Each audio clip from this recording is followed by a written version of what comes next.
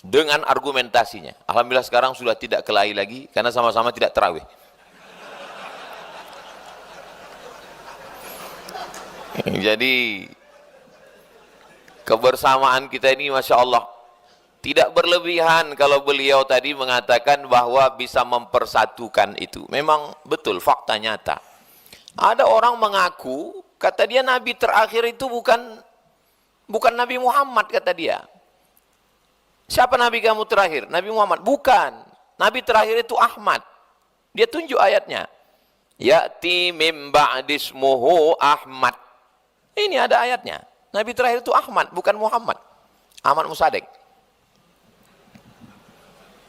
Yang satu lagi ngaku bahwa dia Jibril. Akhirnya Nabi ditangkap, Jibril ditangkap. Satu-satunya kepolisian di dunia yang bisa menangkap Nabi dan Jibril cuman kepolisian Republik Indonesia. Bismillahirrahmanirrahim. Wassalamualaikum warahmatullahi wabarakatuh. Kalau Tuan pergi ke Batam, jangan lupa memancing ikan. Dari bunyi sambutan salam, nampaknya hadirin belum makan. Alhamdulillah, Allahumma sholli ala Sayyidina Muhammad wa ala ali Sayyidina Muhammad. Bapak Jenderal Polisi Dr. Andus Listio Sigit bercerita tentang dunia yang tidak sedang baik-baik saja, ditambah lagi dimanapun ada tiga yang tadi beliau sebut: narkoba, judi online, perdagangan manusia. Kemudian datang Bapak Zulfikar Tawala bercerita bahwa solusinya masih ada, diantaranya Kepolisian Republik Indonesia yang bisa mempersatukan kita untuk menghadapi itu semua. Jadi sebetulnya masalah dengan solusi sudah selesai. Saya ini hanya tinggal Allahumma lakasumtu aja sebetulnya. Pagi tadi saya membaca berita yang ditulis di laman web FB bahwa seorang perempuan, yang satu berusia 16, yang satu lagi berusia 14. Tapi kemudian umurnya didongkrak supaya bisa buat paspor untuk mencari kerja di negeri tetangga. Lalu kemudian belum kerja, dia sudah terikat hutang oleh agen-agen dalam tanda kutip perdagangan manusia. Lalu kemudian untuk membayar itu dia mesti bekerja full time, dan nasib kurang beruntung majikan ini menyiksa. Pada akhirnya perempuan yang dulu dari kampung dalam keadaan kesusahan, dekat kemiskinan, bangkit semangatnya, dan mereka memukul majikannya itu dengan mencekik dan menyekap wajahnya dengan bantal, dan akhirnya meninggal. Pemerintah Singapura menetapkan hukuman gantung sampai akhirnya mas-mas Indonesia, bahkan kedutaan besar Republik Indonesia, masyarakat Indonesia unjuk rasa supaya jangan sampai terjadi.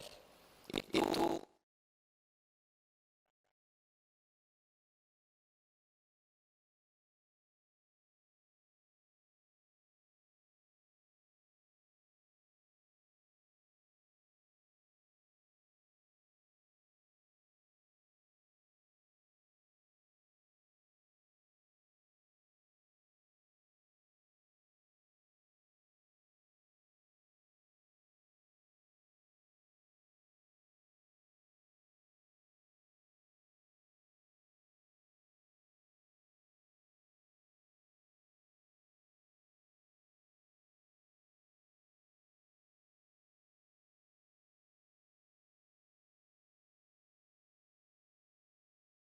Allah Subhanahu wa ta'ala dalam keadaan mabuk habis ngelem, sudah putus semua kabel-kabel di kepalanya.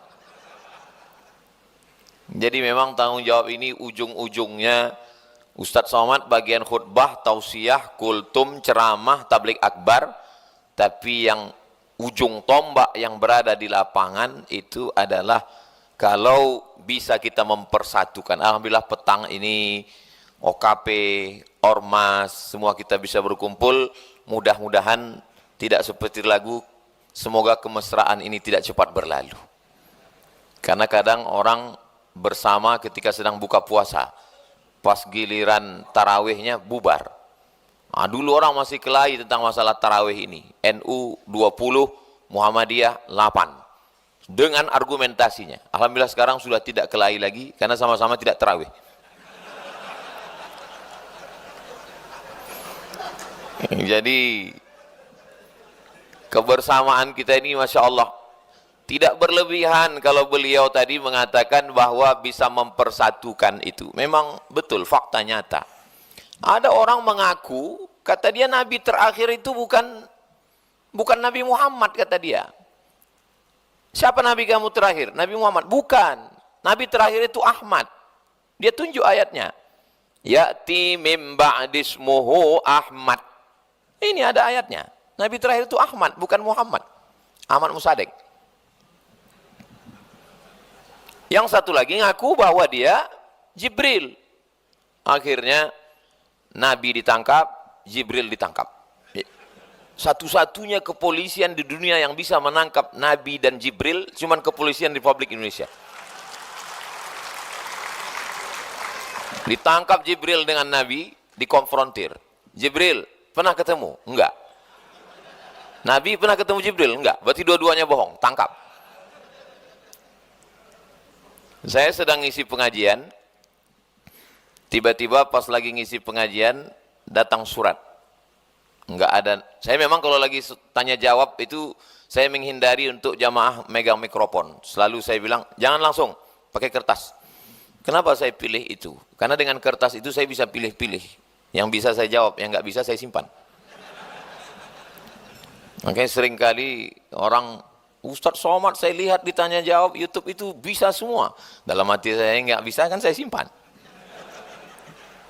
Di dalam surat itu dia bilang, saya dipaksa oleh ayah saya dinikahkan dengan seorang laki-laki. Dan dia adalah Imam Mahdi. Saya langsung melapor ke Polda Riau. Pak Polda, ya tolong tangkap. Nabi sudah kalian tangkap, Jibril sudah, satu yang belum, Imam Mahdi. Akhirnya Polda Riau bergerak, ditangkaplah Imam Mahdi ini di perbatasan Sumatera Utara Aceh. Bawa balik ke Riau, mereka lapor, Ustadz Somad, Imam Mahdi sudah tertangkap.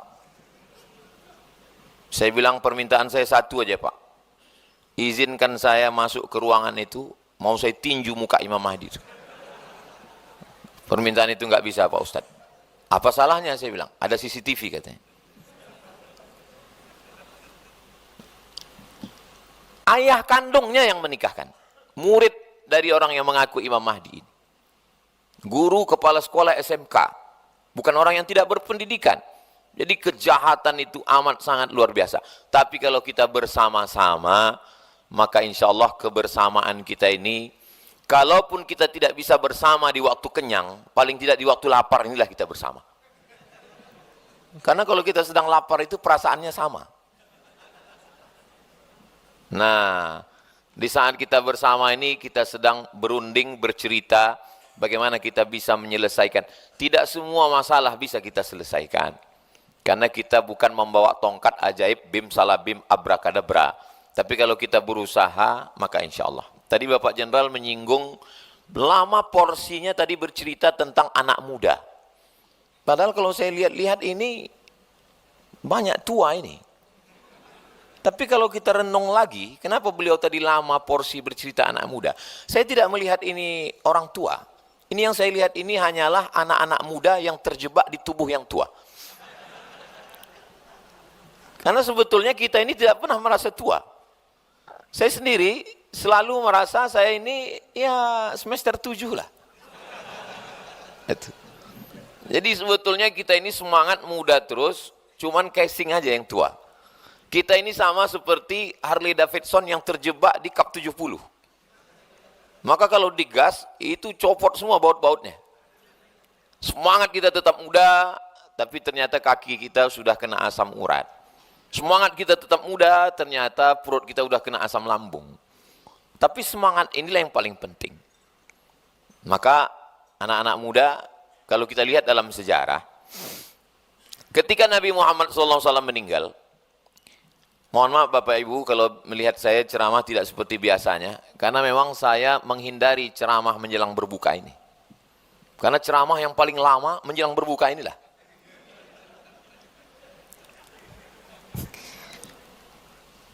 Ketika Nabi Muhammad SAW meninggal, sahabat Nabi namanya Zaid bin Sabit itu berusia 20 tahun. Dia adalah penerjemah, translator Nabi. Jadi kalau datang surat kepada Nabi dari orang Yahudi, Bani Nadir, Bani Quraidah, Bani Qainuqa, orang Khaybar, itu diterjemahkan oleh Zaid bin Sabit. Kemudian Nabi mengangkat panglima yang akan diutus, namanya Usamah bin Zaid. Usamah artinya singa. Usamah bin Zaid waktu diangkat itu umurnya 18 tahun.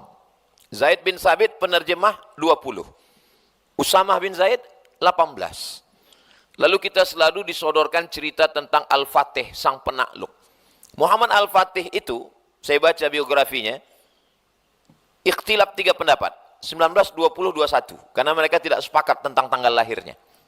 19, 20, 21.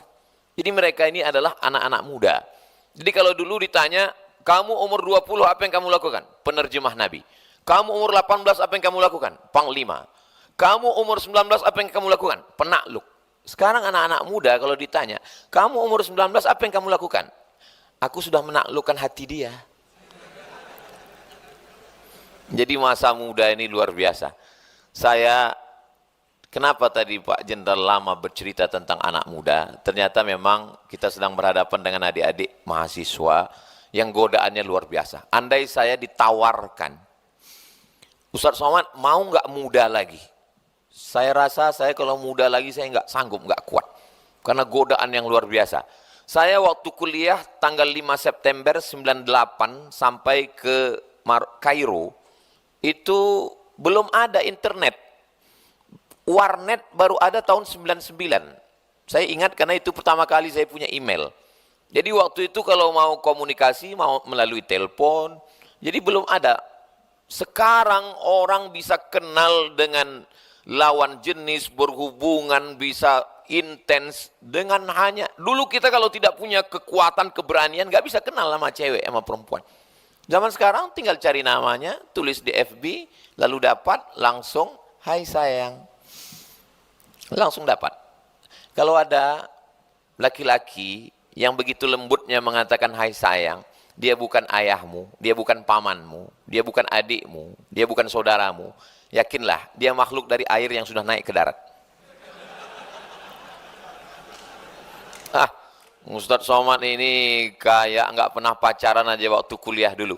Saya di Mesir 98, pulang 2002. 4 tahun saya di Mesir tidak pernah pacaran sekalipun. Yang mau mencari-cari info tentang saya, silakan cari kakak-kakak kelas saya yang seangkatan, sealma mater dengan saya. Mahasiswa Indonesia waktu itu 2.400 orang. Laki-laki 2.100, perempuan 300. Persaingan ketat. Jadi saya ini termasuk yang tereliminasi. Apakah di Mesir itu anak-anak muda juga menunjukkan perasaannya? Ya. Makanya ada istilah bahasa Arab muzaharah. Muzaharah itu diambil dari kata zahara, zahir. Zahir artinya menampakkan. Makanya waktu zuhur itu disebut dengan zuhur karena tampak matahari terang. Muzaharah menampakkan. Bahasa Malaysianya unjuk perasaan. Bahasa Indonesianya unjuk rasa. Jadi orang yang menunjukkan perasaannya, unjuk rasa, itu memang sifat anak muda. Karena anak muda itu selalu ingin memperlihatkan perasaannya. Seperti perasaan aku ke kamu. Nah, ketika dia sedang berunjuk rasa, dalam monarki, kesultanan, kerajaan, nggak dibenarkan unjuk rasa. Tapi dalam demokrasi, maka unjuk rasa adalah salah satu cara untuk menyalurkan aspirasi. Tapi, ketika unjuk rasa itu mengganggu ketertiban umum, maka dia termasuk dalam kategori perbuatan zolim. Karena kita sudah mengambil hak orang lain. Maka kata Allah dalam Al-Quran, dalam ayat, dalam hadis, ittaquz zulma, hindarilah perbuatan zalim, fa inna zulma, karena perbuatan zalim zulumatun yaumal qiyamah, akan menjadi kegelapan pada hari kiamat. Kita jangan lupa bahwa adik-adik anak muda yang menyuarakan suara rakyat ingin menyampaikan ke parlemen, mentok lalu disampaikan ke jalan, waktu mau berangkat itu Masing-masing dengan mengucapkan Bismillahirrahmanirrahim. Mudahkan urusan kami, Al-Fatihah. Jangan lupa, polisi yang mau mengamankan itu berangkat doanya sama juga. Bismillahirrahmanirrahim. Berikanlah kami keselamatan ya Allah. Jadi sebetulnya berbeda baju, berbeda seragam, berbeda posisi, tapi sebenarnya langkah kita itu sama. Ada satu yang menjadi kontrol pada diri kita ini. Itulah tadi yang kita pegang waktu kami di depan, Jenderal dengan Pak Zulfikar. Kami sama-sama bertiga memegang satu yang sama, sama perasaan. Tadi waktu dikomandokan, silakan posisi, foto, presisi. Saya tidak terlalu melihat, supaya jangan ketahuan saya mau mencari tahu apa itu presisi. Ternyata meletakkan tangan ke dada. Bahwa kita punya komando yang sama, ada jantung yang berdegup dan berdetak. Jantung itu bunyinya kalau dia normal, ya sama seperti yang kita dengar suara, itu suara jantung yang normal. Ada jantung itu yang tidak normal. Biasanya jantung itu tidak normal disebabkan dua. Yang pertama jatuh cinta, yang kedua jatuh tempo. Makanya kata Nabi, ala fil jasadi mudghah, ketahuilah di dalam badan itu ada satu gumpal, ada satu kepal. Idza shalahat shalahal jasadu kulluh. Kalau dia baik, maka dari ujung rambut sampai ujung kaki menjadi baik. Wa idza fasadat, kalau dia rusak, maka semuanya menjadi rusak. Ala wahliyal qalb, panglimanya, komandannya adalah hati. Walaupun gas itu letaknya di tangan, walaupun gigi itu letaknya di kaki, walaupun pakai kopling, tapi ketika kita naik motor di jalan, tertulis di pinggir jalan, hati-hati. Nggak ada pernah disebut kaki-kaki. Kenapa? Karena mata, telinga, tangan, kaki, dan hati dikendalikan semuanya oleh, tadi Ustadz bilang jantung, tapi katanya hati. Sebetulnya hati atau jantung? Supaya tidak bertengkar, kita satukan saja, jantung hati. Nah jadi, sebenarnya di bulan puasa ini, inilah yang sedang diasah, sedang merasakan perasaan orang lain, sedang merasakan bagaimana kecemasan orang lain, sedang merasakan bagaimana getirnya orang lain. Ustadz tahu nggak berapa menit lagi berakhir tausiah ini? Tahu, karena menitnya jelas di depan ini. Saya tahu sebagian kawan-kawan khawatir, jangan udah azan ini di luar. Jangan khawatir.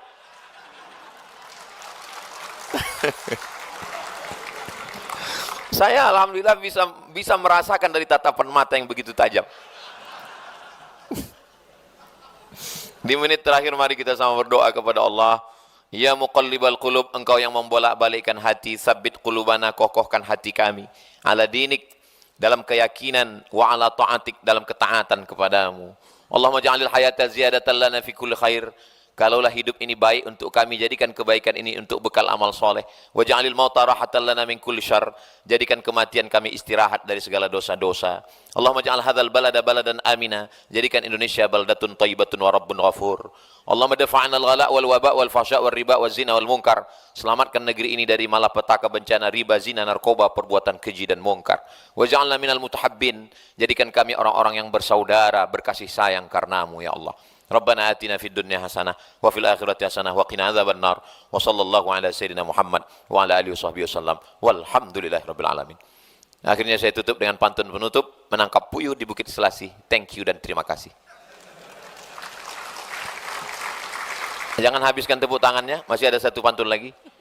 Madiun lemah teles, matur nuwun Gusti Allah sing bales. Assalamualaikum warahmatullahi wabarakatuh.